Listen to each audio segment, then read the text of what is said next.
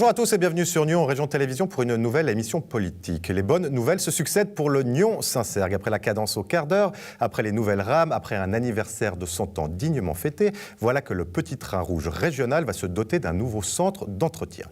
Mais pour cela, il faudra que tout le monde y trouve son compte, puisque ce nouvel hangar, c'est un terme qu'il ne faut pas dire, mais enfin je le dis, ce nouvel hangar se trouvera sur une parcelle que loue le Paléo Festival chaque année pour son grand événement annuel. Comment développer ce petit train rouge qui transporte 1 million de voyageurs par année? Comment ne pas prétériter le Paléo Festival qui accueille 230 000 spectateurs chaque été?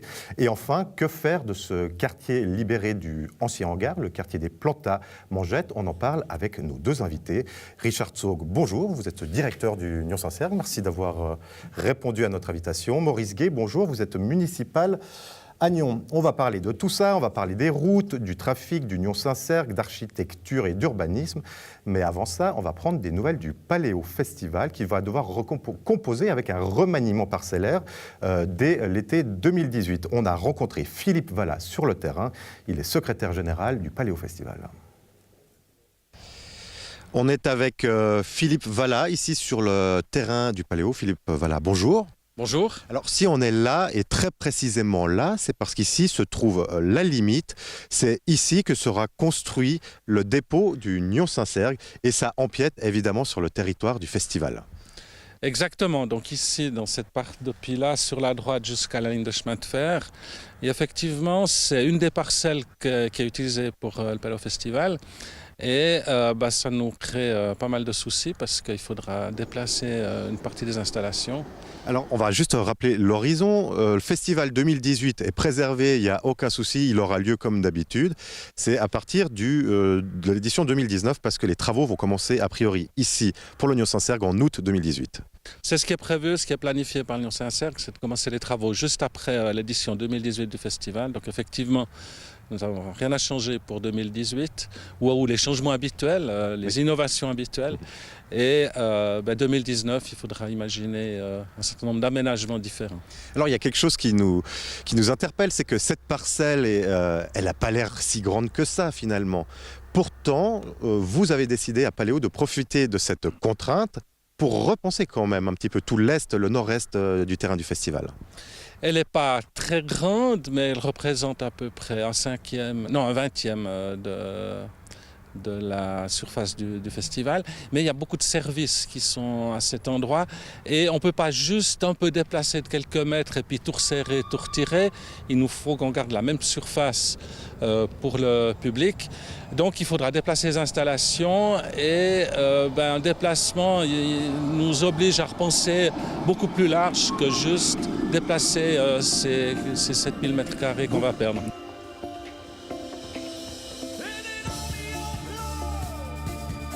C'est l'occasion de repenser, vous allez partir donc un peu plus vers le nord du terrain, j'imagine. Alors, c'est la seule solution, c'est qu'il faut compenser ça à peu près au même endroit, un peu à côté.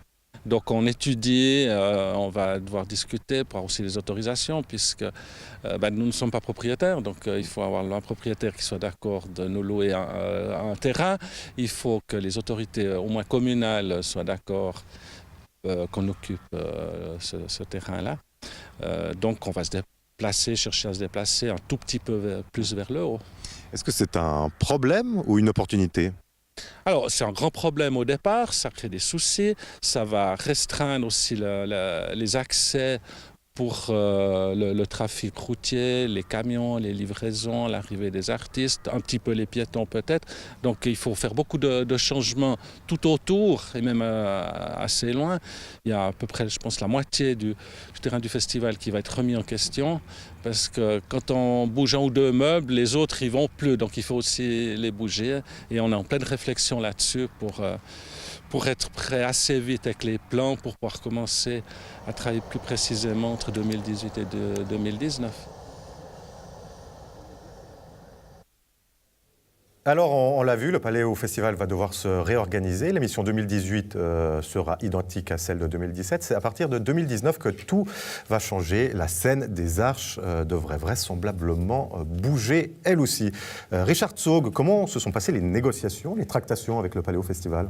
Elles se sont très bien passées. En réalité, cela fait plusieurs années que nous sommes en contact avec Paléo Festival. Donc, nous nous sommes rencontrés plusieurs fois, y compris par le biais d'écriture via l'Office fédéral des transports. Mais finalement, à la suite des dernières discussions que nous avons tenues avec Paléo, et notamment avec M. Valla, donc nous avons pu conclure un accord.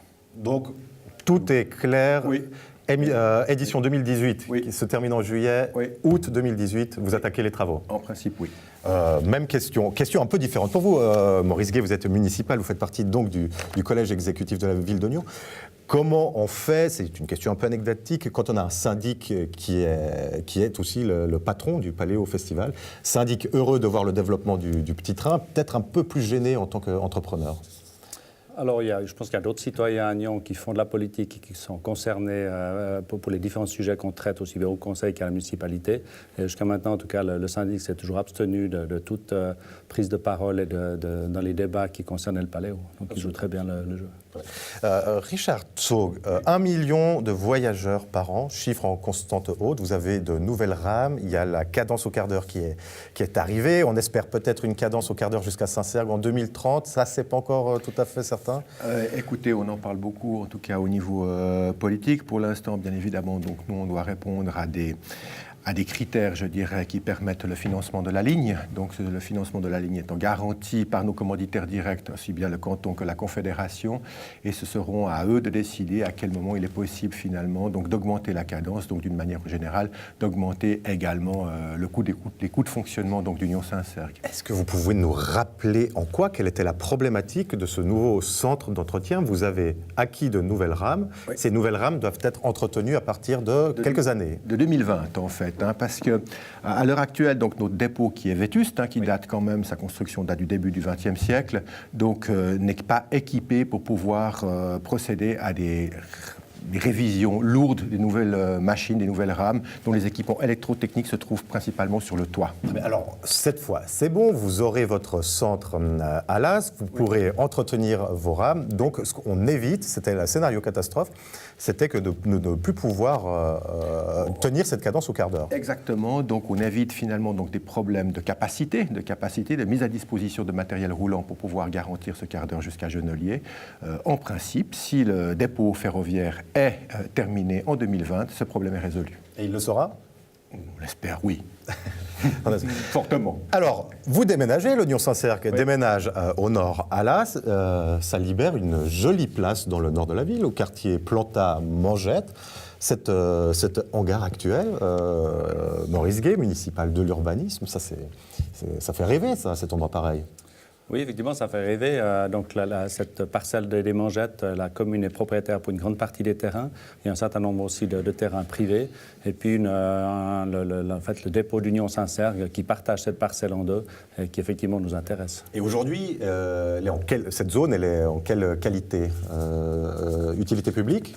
Alors, il y a plusieurs zones, puisqu'il y a le parc, il y a la partie des habitations qui sont en zone villa, et puis la partie, effectivement, d'Union Saint-Sergue qui est une utilité publique. Bon, alors, du terrain de la Confédération. Ce qu'on aimerait savoir, c'est est-ce qu'on va construire à terme du logement ou qu'est-ce qu'on peut y faire d'autre? Alors, il y a un projet qui avait été accepté, donc un mandat qui avait été donné qui s'appelait Europan, un projet qui avait été gagné en 2011 avec un projet de mixité, donc aussi bien commercial, artisanal que de logement, que d'unité publique pour les associations. Est-ce que ces bâtiments seront détruits? Parce qu'il y a plein d'associations artistiques, notamment, qui voient ces bâtiments-là, qui se disent mais c'est merveilleux, c'est un rêve. Est-ce que provisoirement, on peut reloger des associations, je dis artistiques, mais de tout type, dans ces bâtiments des Planta? Mangette, Planta, pardon. Le projet tenait compte effectivement de ces bâtiments, de ces anciens bâtiments. Il y en a quelques-uns qui seront conservés. Maintenant, la municipalité, dans son programme de législature, a décidé de suspendre le projet des Mangettes puisqu'on n'avait pas de décision par rapport au déménagement d'Union Saint-Sergue. Donc le projet, en tout cas, ne sera pas mené durant cette législature. Donc plutôt 2022. Ça sera plutôt à partir de 2021 où on reprendra les discussions et la planification. Alors ce bâtiment sera laissé vacant puisque vous, a priori en 2020, vous serez à Las. Alors écoutez, en principe, oui, à partir de 2020, c'est-à-dire que le bâtiment, donc le futur dépôt donc, de Trélez sera construit à cette date-là, et puis après, il faudra prendre un certain temps pour pouvoir déménager. Ça, c'est sûr. On imagine que ce temps, ce ne sera pas trop long, mais je tablerai plutôt sur 2021 pour laisser la place.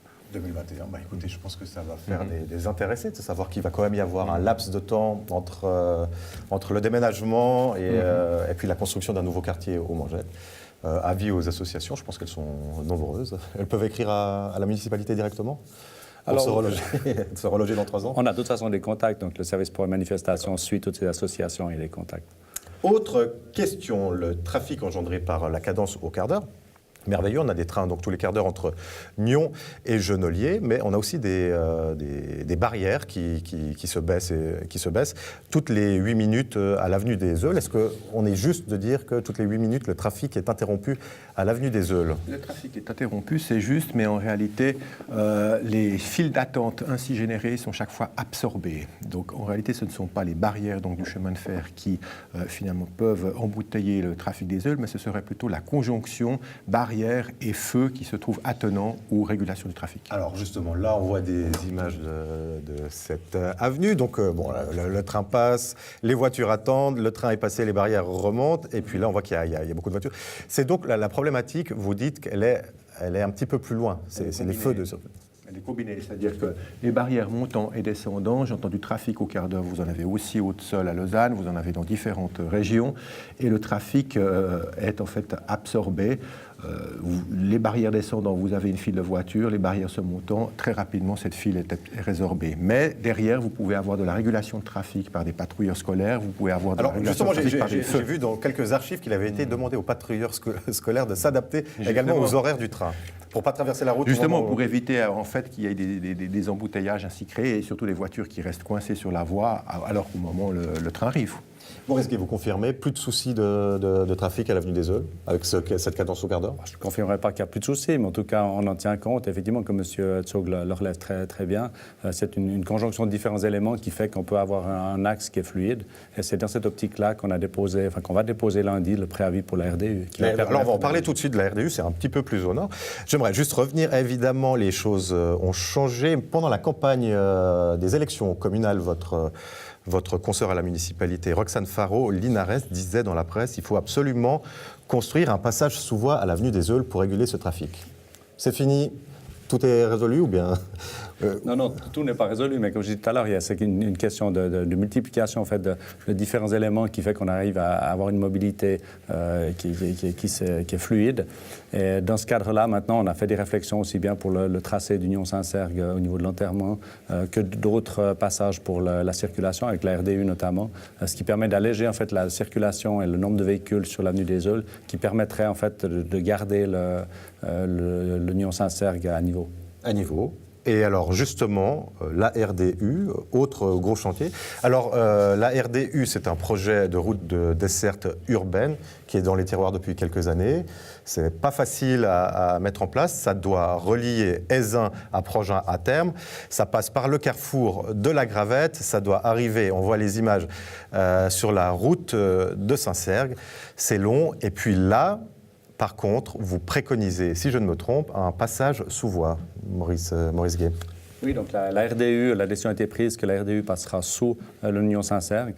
Tout ça, effectivement, en fonction de différentes contraintes techniques qu'on a, puisque, par exemple, pour l'avenue des Eules, on devrait être, les voies devraient être à 7 mètres sous la route pour pouvoir passer. Donc après, il y a des questions de niveau. On est limité par des pentes pour l'Union Saint-Sergue. Et la même chose pour la RDU. En fait, si on voulait passer l'Union Saint-Sergue sous la RDU, on arrive à des immenses travaux qui remonteraient jusqu'à la Voire-Pillière.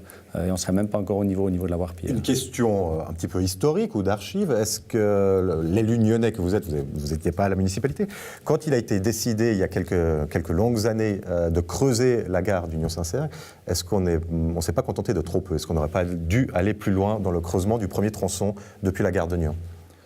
Alors c'est vrai je dirais qu'on est toujours plus intelligent après. Effectivement, à l'époque, on s'était posé la question dans le cadre du Conseil s'il fallait pas aller plus haut.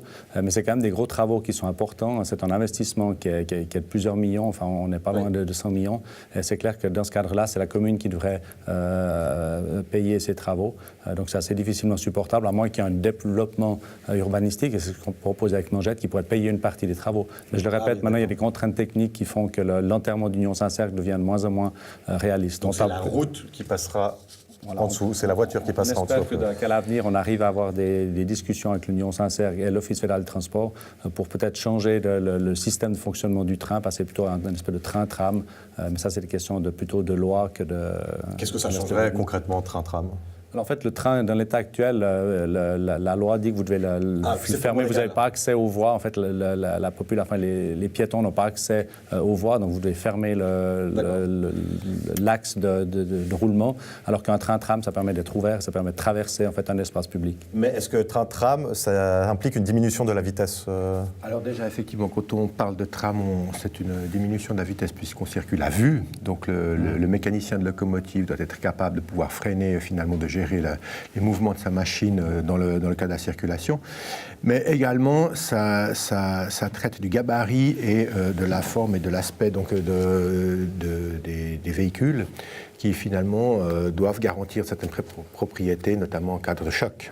Alors, question, vous avez des nouvelles rames, elles vont rester là quelques années, on espère. Est-ce qu'elles pourraient rentrer dans cette catégorie? Ok, donc c'est vraiment à bien plus long terme qu'il faudrait... Pour en revenir sur ces passages sous voie, vous devez être content, j'imagine, au Union Saint-Sergue, de voir des passages sous voie se créer potentiellement à la route de Saint-Sergue dans la prochaine RDU. Parce qu'il y a quand même il y a quand même toujours des accidents. À l'avenue des Eules, une voiture est restée coincée entre deux barrières. C'était il y a quelques semaines. À Arzier, un train a percuté une voiture. Comment on fait avec ces barrières? Ça paraît presque anachronique aujourd'hui. Alors écoutez, effectivement, la tendance générale, je dirais même pas seulement helvétique, mais en Europe et ailleurs aussi, c'est de supprimer autant faire se peut donc, les passages à niveau pour avoir des traversées totalement découplées entre le trafic routier et le trafic ferroviaire. Mais c'est clair que de lancer de telles initiatives, cela coûte cher, ce sont des chantiers. Nous avons pu sécuriser, on pourrait dire, quasi un maximum au niveau de la ligne Union Saint-Sergue, donc nous avons entrepris le nécessaire, ce qui n'empêche pas, vous pouvez mettre des feux, vous pouvez mettre des barrières à ce qu'il y ait des situations où vous avez chaque fois donc, des chocs qui sont occasionnés. Vous, l'avenue des Eules, vous souhaiteriez un passage sous voie? Écoutez, d'un point de vue de praticité, on dirait oui. Mais après, il y a toujours quand même le calcul coût-rentabilité qui se manifeste. Si l'avenue des Eules devait ne plus être une artère principale, mais grâce à la RDU être dégagée et déchargée de son trafic routier, est-ce que vraiment le jeu en voudrait la chandelle en termes financiers? Moi, je crois que c'est là la question qui se pose. C'est toujours effectivement le nerf de la guerre. Maurice Gay, revenons-en une dernière fois sur cette RDU. Peut-on rappeler les étapes? Vous avez déposé un préavis pour le financement d'un premier tronçon qui irait donc du carrefour des Gravettes jusqu'à la route de Saint-Sergue, un crédit d'études, on s'entend. Une fois que ceci est fait, à l'horizon 2021, si je crois, si tout va bien, comment on accède à Prangin depuis là? Alors, pour l'instant, donc c'est la première étape sur le territoire nyonnais, en fait, pour nous, qui nous permet justement de décharger d'une part l'avenue des Eules et la route de Signy, donc qui descend depuis le rond-point de la Gravette jusque vers l'école du Couchant, qui permet de pouvoir développer la partie de droite, en fait, en descendant, qui est vers la Migros. Là, il y a un quartier qui s'appelle Engravette, qui est en train gentiment de démarrer, qui permettra d'avoir aussi une place et un espace public un petit peu différent sur ce tronçon-là. Donc, en fait, c'est un petit peu l'effet parapluie où la circulation qui descend sur l'autoroute. Mais quand on arrive, très bien, mais quand on arrive vers la Grosse-Cope, une fois qu'on a traversé l'As, là, ça va devenir très compliqué, non? Alors, la première étape, elle s'arrête à la route de Saint-Sergue, avec des aménagements sur la route de Saint-Sergue qui seront ramenés ensuite sur Oulteret. La deuxième étape, alors c'est effectivement c'est ce qui est en discussion pour l'instant, c'est la traversée de l'Az et puis de rejoindre en fait la route de l'Étra, la continuité jusqu'à Gland. Mais ça, c'est une deuxième étape qui est en cours d'étude. Et ça, on parle de calendrier quoi? 2030, 2000 on est plus sur 2030, ouais. 2030, c'est aussi la date à laquelle on attend la cadence au quart d'heure jusqu'à Saint-Sergue, c'est bien ça, Richard Sauve. Bon, c'est toujours un petit peu de la science divinatoire que d'annoncer des dates. Une chose est pourtant beaucoup plus claire, c'est que les travaux entre Arzier et Saint-Sergue sont terminés demain, ou tout du moins pour la 30e des Alpes, et ça, c'est très important. Oui, effectivement, donc c'est une bonne nouvelle. Ce sont des travaux qui étaient conséquents, donc qui ont occasionné une interruption de trafic majeure. Donc nous sommes très heureux d'avoir pu stabiliser ce tronçon de voie et d'avoir pu donc procéder à ces réfections. Nous remercions effectivement, et nous profitons de l'occasion pour remercier donc les riverains et tous les usagers donc, du chemin de fer qui ont subi ces dérangements et ces désagréments. Alors voilà, je crois qu'il reste à donner rendez-vous à chacun à la des Alpes. C'est à Saint-Cergue, c'est samedi. Prenez le petit train rouge, il montera direct. 3 quarts d'heure de montée, c'est bien ça? À peu près, oui. Et puis Maurice Gué, on vous y trouvera à la des Alpes de Saint-Cergue? Non, je serai à la fête de la vigne ce week-end. Ah, il y a la fête de la vigne. On l'a annoncé. Écoutez, une petite des Alpes de Saint-Cergue en matinée, une fête de la vigne à Nyon pour l'après-midi. Puis je crois qu'on passe un bon week-end. J'espère qu'on a réussi à vous informer un petit peu plus sur le remaniement parcellaire que va devoir produire Paléo sur son terrain pour l'édition 2019. J'espère qu'on vous en a dit un petit peu plus sur les grands défis du Nyon-Saint-Cergue, sur le trafic à Nyon, sur le nouveau quartier qui naîtra une fois l'entrepôt du Nyon-Saint-Cergue déménagé à Las. Ce sera un tout nouveau quartier nyonnais. On est évidemment curieux de connaître ces projets bientôt, qui seront dessinés bientôt. Maurice Gué, merci beaucoup. Merci. Richard Zog, merci beaucoup. Merci beaucoup. À très bientôt. Bon week-end à la des Alpes et puis à la semaine prochaine.